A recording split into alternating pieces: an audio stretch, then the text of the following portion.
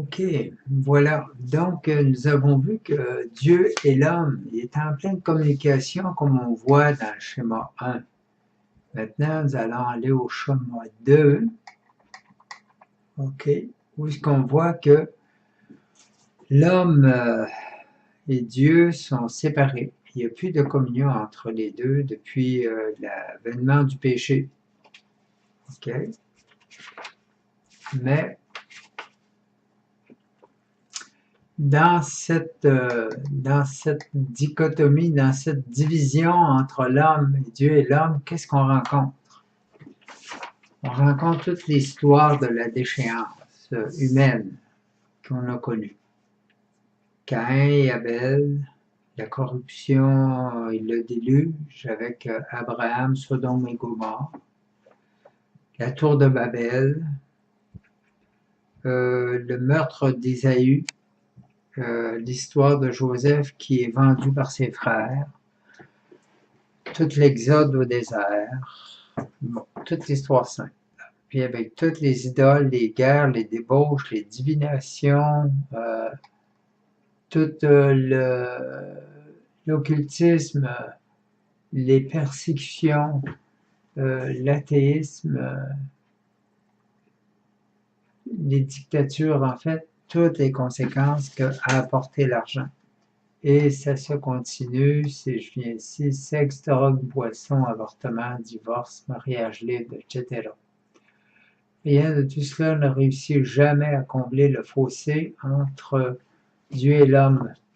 Au contraire, ce qui nous arrive à ce moment-là, c'est ennui, isolement, dépression, anxiété, insécurité, soupçon, méfiance, peur, incrédulité, exploitation, révolution, guerre, etc.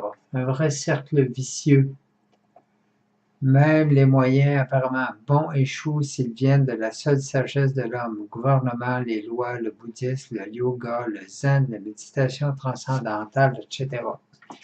Donc, ce sont des moyens qu'on essaie de se donner le salut, de se sortir soi-même de ça. Qu'est-ce qui va combler le fossé entre Dieu et l'homme? Ça dépasse les forces de l'homme. À cause du péché, de Satan, de l'empire des ténèbres.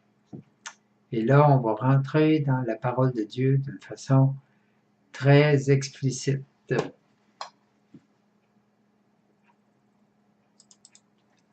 Nous allons voir le pouvoir de persuasion du péché, comme le dit Paul dans l'Épître aux Romains, au verset 9 à 18.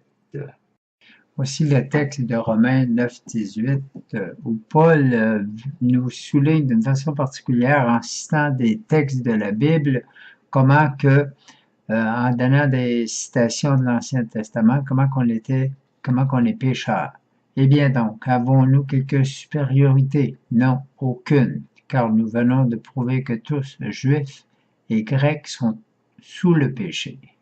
Selon qu'il est écrit, il n'y a point de juste, pas même un seul, il n'y a point qui ait de l'intelligence, il n'y en a point qui cherche Dieu, tous sont sortis de la voie, tous sont pervertis, il n'y a personne qui fasse le bien, pas même un seul. Sépulcre ouvert est leur gosier, ils ne servent que leur langue pour tromper. Leur bouche est pleine de malédiction et d'amertume. Ils ont les pieds agiles pour répandre le sang. La désolation et le malheur sont dans leur voie. Ils ne connaissent pas le chemin de la paix. La crainte de Dieu n'est pas devant eux, devant leurs yeux. Donc, c'est toutes des citations que Paul nous montre que on ne pouvait pas être juste par soi-même et impossible d'avoir et l'humanité est vraiment sous le coup du péché. Et Paul continue avec le texte dans 1 Colossiens 13, mais en fait je vous donne 12 et 13 pour avoir dit « Rendant grâce à Dieu le Père qui nous a rendus capables d'avoir part à l'héritage des saints dans la lumière, en nous délivrant de la puissance des ténèbres pour nous transporter dans le royaume de son Fils bien-aimé.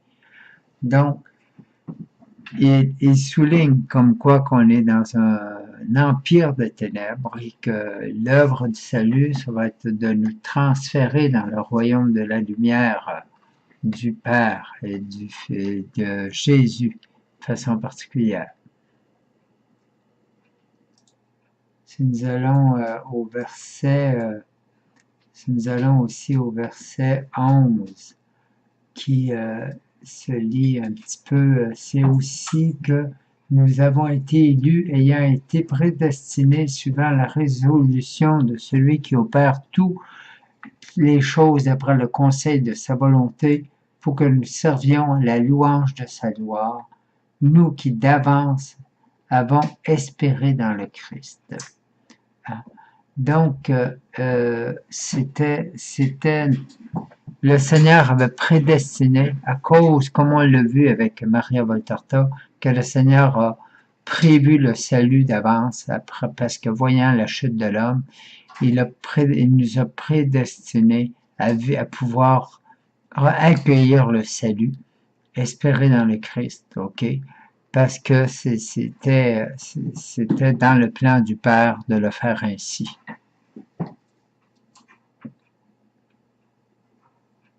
Et dans la première épître de Jean, au chapitre 5, au verset 19, Jean nous dit la chose suivante: nous savons que nous sommes de Dieu et que le monde entier est plongé dans le mal.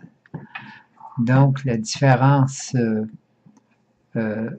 c'est quoi le monde? Quand on est plongé dans le monde, quand on n'est pas dans l'obéissance à la parole de Dieu, puis qu'on n'en vit pas, voilà, on est plongé dans le mal par le fait même. Donc, le chapitre 2, verset 1 à 3. Et vous étiez morts par vos fautes et vos offenses et vos péchés, dans lesquels vous marchiez autrefois selon le train de ce monde, selon le prince de la puissance de l'air, de l'esprit qui agit maintenant dans les fils de la désobéissance. Nous tous aussi, nous vivions autrefois comme eux, selon les convoitises de notre chair, accomplissant la volonté de la chair et de nos pensées, et nous étions par nature enfants de colère comme les autres. Donc, Paul nous montre qu'on n'était pas plus fin, pas plus smart que les autres, et puis qu'on était à ce moment-là dans la déchéance avec tout le monde.